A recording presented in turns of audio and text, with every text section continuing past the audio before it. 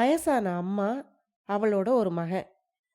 இப்படி 2 பேரா வாழ்ந்துகிட்டு இருந்த ஒரு குடும்பத்துல, 3வதா ஒரு பொண்ணு வர்றா. மருமகளா வர்றா. அதுவும் பெரிய குடும்பத்துல இருந்து வர்றா. மருமக வந்த பிறகு, அந்த குடும்பத்துல என்ன மாற்றம் ஏற்பட்டது? அது எப்படி சரியாச்சு? அப்படிங்கிறத பத்தியது தான் இந்த கதை.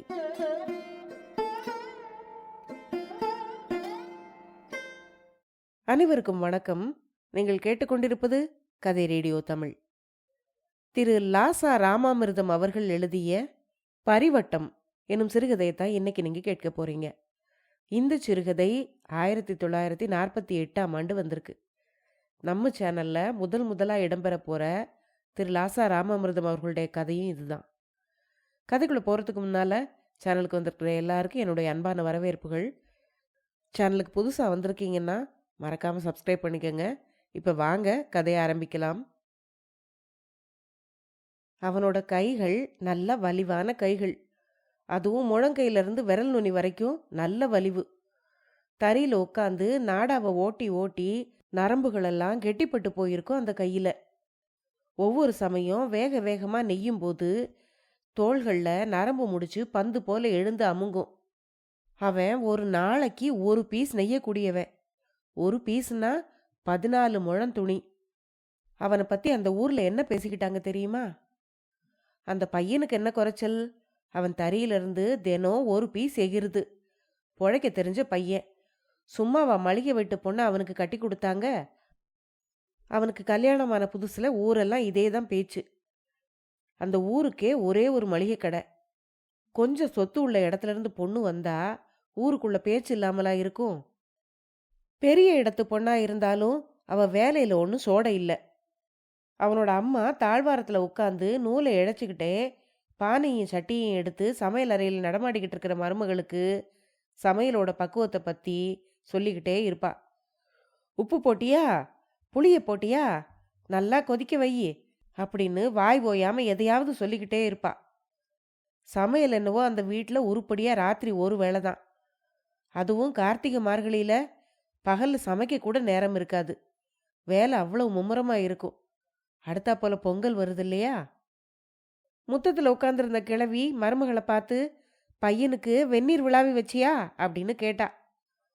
ராத்திரி கிணத்தடியில கொதிக்கிற வெந்நீர்ல உடலோட வலி தீர குளிச்சுட்டு நடுமுற்றத்துல நிலா வெளிச்சத்துல வெங்கல கிணத்துக்கு எதிரில் தாயும் மகனுமா உட்காந்து மருமக வடிச்சு ஆவி பறக்க கொண்டு வந்த சோத்தை எள்ளு துவையலோடையும் ரசத்தோடையும் பரிமாறும்போது, அட வத்தல் வறுக்க சொன்னேனே வறுத்தியா அப்படின்னு கேட்டா கிழவி. மருமக பதில் சொல்றதுக்கு முன்னாடியே, மறந்துட்டியா, வறுத்துட்டு ஏன் சும்மா வச்சிருக்க, கொண்டு வந்து வையே அப்படின்னு சொன்னான். பாசத்தோட மகனை பார்த்து, குழந்தை சாப்பாடு நல்லா இருக்கா அப்படின்னு கேட்டா.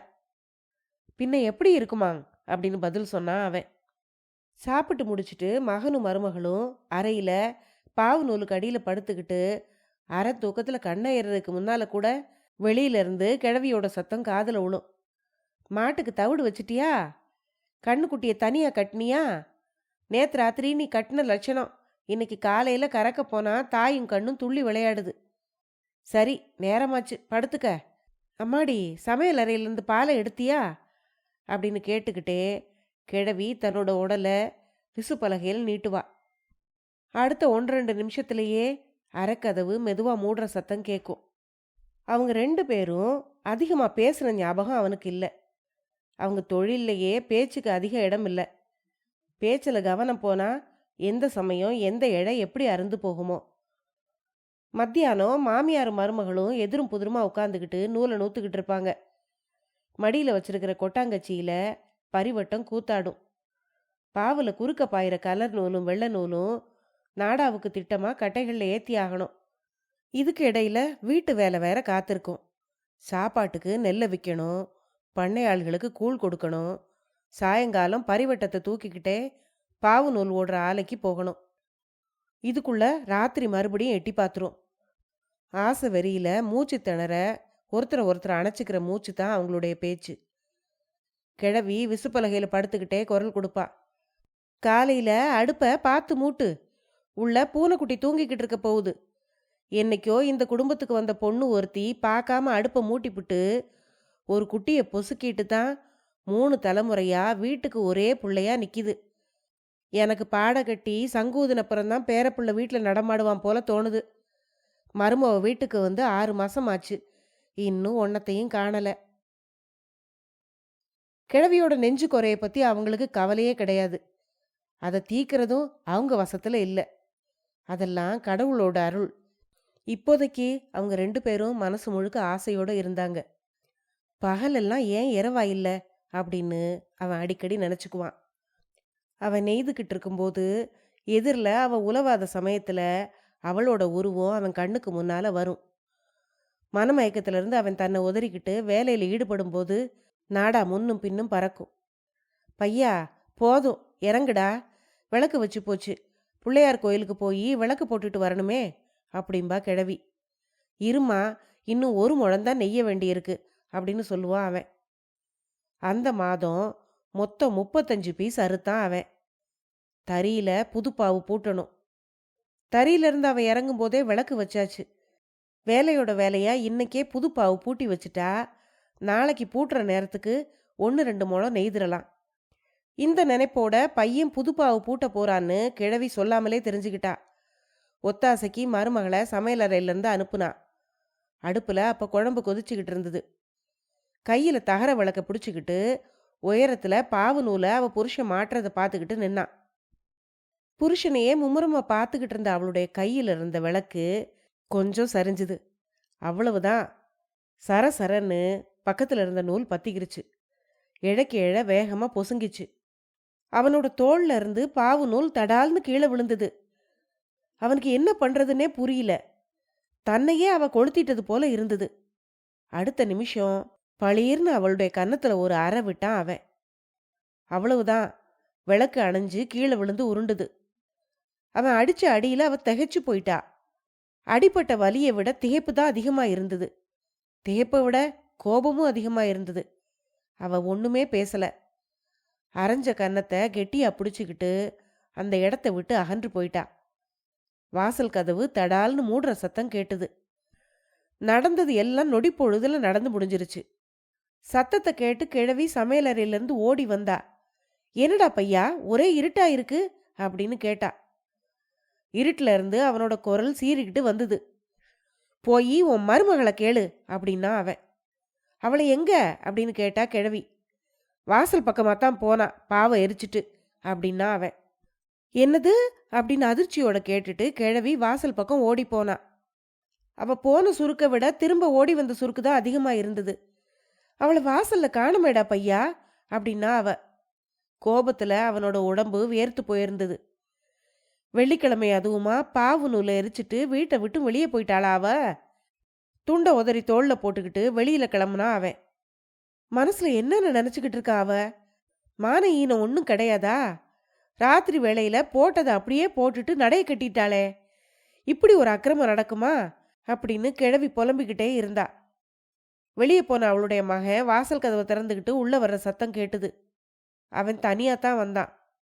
விசுப்பலகையில வந்து உட்காரும்போது அவனுடைய முகத்துல சோர்வு தெரிஞ்சுது. கோபத்துல அவன் முகம் கருத்து குழம்பி போயிருந்தது. எங்கடா போன அப்படின்னு கேட்டா கிழவி. அவங்க வீட்டுக்கு தான் போனேன் அப்படின்னா அவன். நீ எதுக்குடா அங்க போன? போன கழுத்தை தானா வரப்போறா. பெரிய இடத்து பொண்ணா இருந்தா என்ன, பொண்டாட்டிங்கிறத மறந்துட்டாளா அப்படின்னு கேட்டா கிழவி. அவங்க பொண்ணோட சமத்து அவங்களுக்கு தெரிய வேண்டாமா? அதை சொல்லத்தான் போனேன் அப்படின்னா அவன். நீ போய் சொன்னதுக்கு அவங்க என்ன சொன்னாங்க அப்படின்னு கேட்டா கிழவி. அவங்க பொண்ணை விடமாட்டாங்களாம். அவங்க பொண்ணு வீட்டு வேலை செய்ய வேண்டிய அவசியமே இல்லையாம். நம்மள மாதிரி 4 தறி கூலிக்கு போட்டு வேலை வாங்க அவங்களுக்கு தெம்பு இருக்குதாம். இதெல்லாம் அவங்க பேசலம்மா, அவங்க கிட்ட இருக்கிற பணத்திமிரு அப்படி பேச வைக்குது. பொண்ணை கொடுத்துட்டா மருமகனை விலைக்கு வாங்கிட்டு தான் நினைச்சிருவாங்க போல இருக்கு. சரி நீ வா, மேலே வேலையை ஓட்டு அப்படின்னா அவன். வேலையை ஓட்டுன்னு சொல்லிடலாம். ஆனா அவனோட அம்மா சமையலறையில் குழம்ப கிளறிக்கிட்டே காத்துக்கிட்டு இருந்தா. குழம்பு மட்டும் கொதிக்கல, அவளோட வயிறும் சேர்ந்து கொதிச்சுக்கிட்டு இருந்தது. தாயோட வயிறு கொதிக்குதுங்கிறத மகனால் நல்லா உணர முடிஞ்சுது. ஆனாலும் அதை விட அவனுக்கு தனிமைதான் ரொம்ப அதிகமாக உறுத்திச்சு. சாப்பிட்ட சோறு நாக்கு நுனியில விஷமா தெரிஞ்சுது. எப்பவும் போல அவன் அன்னைக்கு படுக்கும்போது பாவு நூல் கொடை மாதிரி அவன் மேல கவிஞ்சிருக்கல. ஒரு பாதி எரிஞ்சு நூல்கள் அருந்து போய் ஒரு மூலையில கிடந்தது. தூக்கம் இல்லாம முன்னும் பின்னுமா புரளும்போது அவனோட கைகள் உயிரில்லாத கைகள் மாதிரி வெறும் பாயில போய் விழுந்தது. இந்த பாழும் பொழுது எப்ப விடியுமோ அப்படின்னு நினைச்சுக்கிட்டான் அவன். காலையிலேயே அவனோட அம்மா முக்கிக்கிட்டும் முனகிக்கிட்டும் வாசல்ல சாணி தெளிச்சுக்கிட்டு இருந்தா. வயசு காலத்துல அவ செய்ய வேண்டிய வேலையா இது அப்படின்னு நினைச்சான் அவன். ஆனாலும் அவங்க தொழில்ல வயசுக்காரங்க வயசானவங்க எல்லாருக்கும் வேலை உண்டு, சும்மா இருக்க முடியாது. அவனோட மனைவி வீட்டை விட்டு வெளியேறினதுல இருந்து ஏதோ கைக்கு அடங்காத நாடா மாதிரி எண்ணங்கள் கட்டுக்கடங்காம அவன் மனசுல ஓடிக்கிட்டு இருக்கும். திடீர்னு மனசுக்குள்ள அவளுடைய உருவம் தோணும். அவளோட வாசனை நினைவுக்கு வந்து மனசை மயக்கும். என்னடா குழந்தை, அப்படியே கல்லா சமைஞ்சு போய் உட்கார்ந்துருக்க, துணியை எடுத்துக்கிட்டு போக வேண்டாமாடா அப்படின்னு கேட்பா கிழவி. இப்போல்லாம் அவன் நெய்த துணியை மாமனார் கடையில் கொண்டு போய் போடுறதில்ல. வாரா வாரம் 3 மைல் நடந்து பக்கத்து ஊருக்கு போய் வித்துட்டு நூலை வாங்கிட்டு வரணும். போற வழியிலையும் வர்ற வழியிலையும் அவனை கண்ணாலையும் கையாலையும் சுட்டி காட்டி கிசுகிசுப்பா பேசிக்குவாங்க ஊர்க்காரங்க. இப்பெல்லாம் அவன் வீடு இருக்கிற தெருப்பக்கம் கூட போறதில்ல. ஆனாலும் அவ வீட்டுக்காரங்க அவனோட அம்மாவையும் அவனையும் அடங்காத ஆத்திரத்தோட திட்டுற வார்த்தைகள் மட்டும் காதுல படாம போகல. வீட்டுக்கு வாழ வந்த பொண்ணை அந்த கிழவி அப்படி படுத்தினாலாம் இப்படி படுத்தினாலாம். என் பொண்ணு தூக்கு போட்டுக்க கூட இருந்துதான். அந்த பையன் அப்படி சம்பாதிக்கிறான்னு பேரு. ஆனா ஒரு வெள்ளிக்கிழமை வந்தா அவன் பொஞ்சாதிக்கின்னு ஒரு காலனா பூ வாங்கி கொடுத்துருக்கானா? அவன் கையால ஒரு 5 ரூபாய்க்கு புடவை வாங்கி கொடுத்துருக்கானா? காசை கொண்டு வந்து கிழவிக்கிட்ட கொடுத்துட்டு ஆயிப்போச்சா அப்படின்னு அவளோட அம்மா பேசின பேச்சுகள் கிழவியோட காதுல தவறாம வந்து விழும். கடைக்கு போன இடத்துலையும் பேச போன இடத்துலையும் பேச வந்தவங்க கிட்டையும் கேட்டுக்கிட்டு கிழவி வாயிலையும் வயிற்றுலையும் அவனுக்கு எதிரில் அடிச்சுக்குவா. பாருடா, உனக்கு எனக்கு உன் பொஞ்சாதி வாங்கி வைக்கிற பேரை பாரு. ஏண்டா, என்னை பார்த்தா உனக்கு அப்படி தோணுதாடா? என் வயிற்றுல நீ ஒருத்தந்தானடா பிறந்த, எனக்கு வேற பொண்ணு கூட இல்லையேடா. நான் அவளை மருமகளா நினைக்கலடா, மகளாத்தாண்டா நினைச்சேன். உங்க 2 பேருக்கும் இல்லாத வாழ்க்கை எனக்கு என்னடா? என் வயசு காலத்துல நான் என்னத்தடா தூக்கிட்டு போக போறேன் அப்படின்னு புலம்புவா.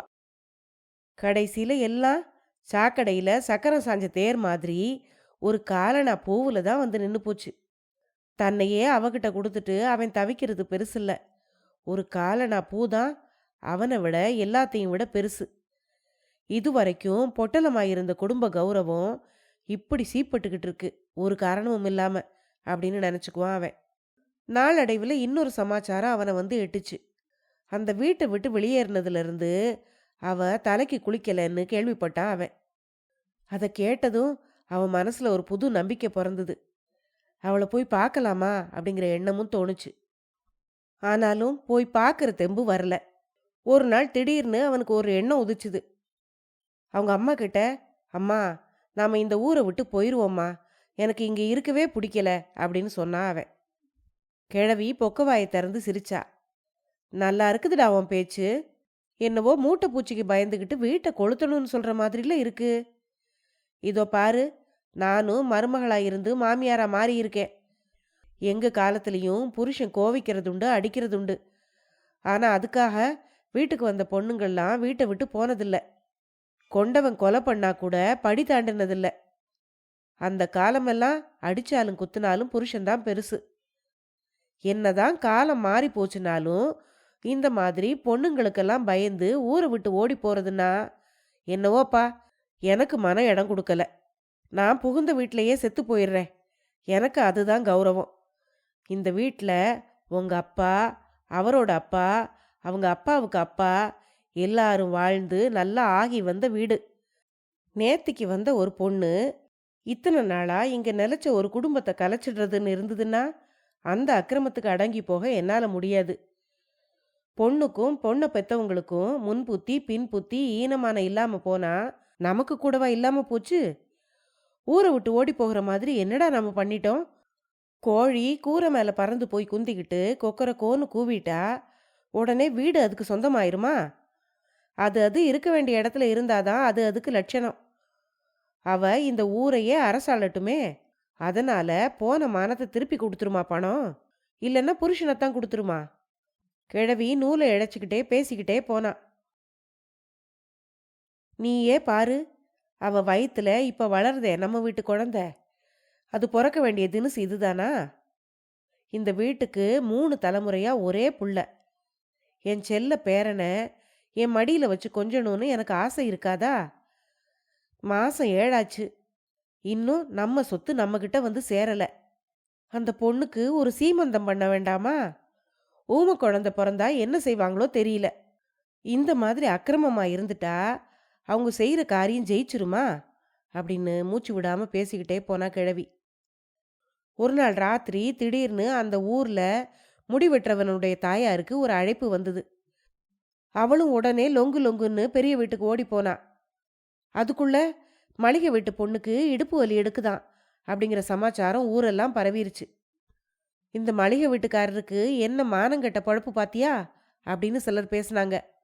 இன்னும் சிலர், இந்த பையனும் இப்படி வீம்பா இருக்கானே, சாகிற வரைக்கும் இப்படி இருக்க முடியுமா அப்படின்னு கேட்டாங்க.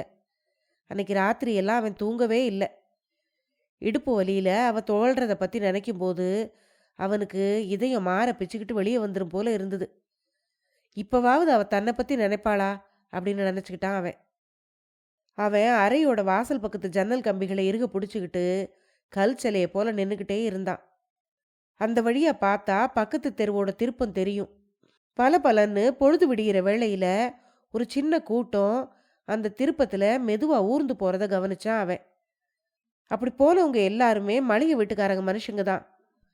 அவங்கள ஒருத்தர், அதான் அவன் மாமனாரு, மஞ்சள் துணி சுத்தின ஒரு சின்ன மூட்டைய கையில ஏந்திக்கிட்டு போனாரு. அவரோட முகம் தொங்கி போயிருந்தது. அதை பார்த்ததும் அவனுக்கு பெடரியில குறுகுறுகிற மாதிரி இருந்தது. நெஞ்சு பக்குன்னு அடைச்சுது. அன்னைக்கு அந்தி வேளையில வாய்க்காலுக்கும் கழனி காடுகளுக்கும் அப்பால இருக்கிற சுடுகாட்டுக்கு போய் அங்க புதுசா எழுப்பி இருக்கிற மேட்டு பக்கத்துல அவன் நின்னான். திடீர்னு அவனுடைய மனசுல ஒரு எண்ணம் தோணுச்சு. பரபரன்னு மண்ணை பறிச்சு உள்ள கிடக்கிற அந்த குழந்தையோட முகத்தை ஒரு தடவையாவது பார்க்கணும்னு தோணுச்சு அவனுக்கு. அப்போ அவனை எச்சரிக்கிற மாதிரி எங்க இருந்தோ ஒரு நரி ஊளையிட்டுது. பயந்து போய் அந்த இடத்த விட்டு அகன்று வீட்டுக்கு வந்துட்டான் அவன். நாட்கள் ஓடிக்கிட்டே இருந்தது. நாளுக்கு நாள் புறையோடுற பொண்ணை போல ஒரு அசதி அவனை கொஞ்சம் கொஞ்சமா தின்ன ஆரம்பிச்சுது. வேலையில மனசு ஈடுபடவே இல்லை.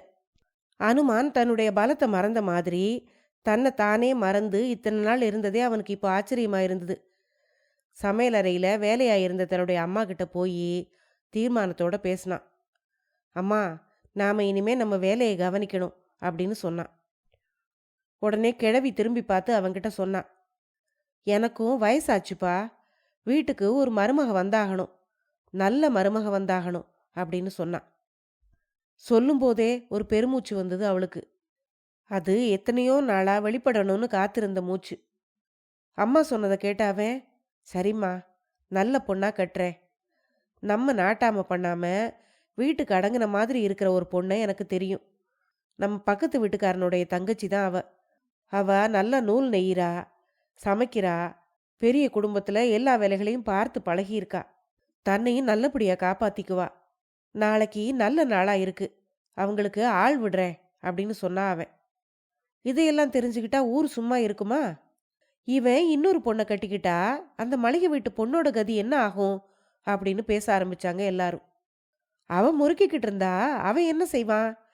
கட்டுன அப்புறம் கூட பொண்டாட்டியா இல்லாம மளிகை வீட்டு பொண்ணாத்தான் இருப்பேன்னு அவன் இருந்தா இப்படியே இருந்துட்டு போட்டும், அதனால யாருக்கு நஷ்டம் அப்படின்னு சிலர் சொன்னாங்க. ரொம்ப நாளைக்கு அப்புறம் பழைய ஆர்வத்தோட அவன் அன்னைக்கு தறியில உட்கார்ந்தான். பழைய உற்சாகம் உடம்புல ஊர்ன மாதிரி இருந்தது.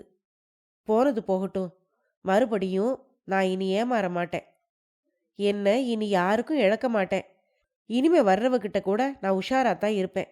இன்னைக்கு வெள்ளிக்கிழமை, புது பாவு பூட்டணும், விளக்கு வச்சு போச்சு, இப்போ சோம்பல் பட்டா அப்புறம் நேரம் இருக்காது அப்படின்னு சொல்லிட்டு அவங்க அம்மாவை கூப்பிட்டான் அவன். அவன் தாய் வந்து விளக்க பிடிச்சா. சுருட்டின பாவை தோல்ல தாங்கிக்கிட்டு தறி மேடை மேலே ஏறுனா அவன். அப்போ வாசல் கதவு திறந்து மூடுற சத்தம் கேட்டுது. யாரது அப்படின்னு குரல் கொடுத்தா கிழவி. பதில் இல்லை, ஆனா உள்ள யாரோ வந்த சத்தம் கேட்டுது. உள்ள நுழைஞ்ச அந்த உருவம் இருட்டுல இருந்து மெதுவா வெளிச்சத்துக்கு வந்தது. அந்த உருவத்தை பார்த்ததும் அவனுக்கு வாய் அடைச்சு போச்சு. கிழவிக்கு உடம்பெல்லாம் விடவிடன்னு ஆடுச்சு. மாமியாரோட கையில இருந்த விளக்க அவ தன்னோட கையில வாங்கிக்கிட்டா. அவ எதுவுமே பேசல. கன்னத்துல கண்ணீர் மாலை போல வழிஞ்சுகிட்டு இருந்தது. பாவம், எப்படி இழைச்சு போயிருக்கா அப்படின்னு நினைச்சுக்கிட்டான் அவன். கிழவி தள்ளாடி போய் விசுப்பலகையில உட்காந்துக்கிட்டா. வெளியில இருந்து கணீர்னு அவளோட குரல் அவங்களுக்கு கேட்டுது. பொண்ணு, விளக்க உசாரா புடி. அடே பையா, அவ சரியா பிடிக்காட்டா கூட நீ அனாவசியமா கையை நீட்டிராத அப்படின்னு சொன்னான். அவன் அவளை பார்த்துக்கிட்டே நின்னான்.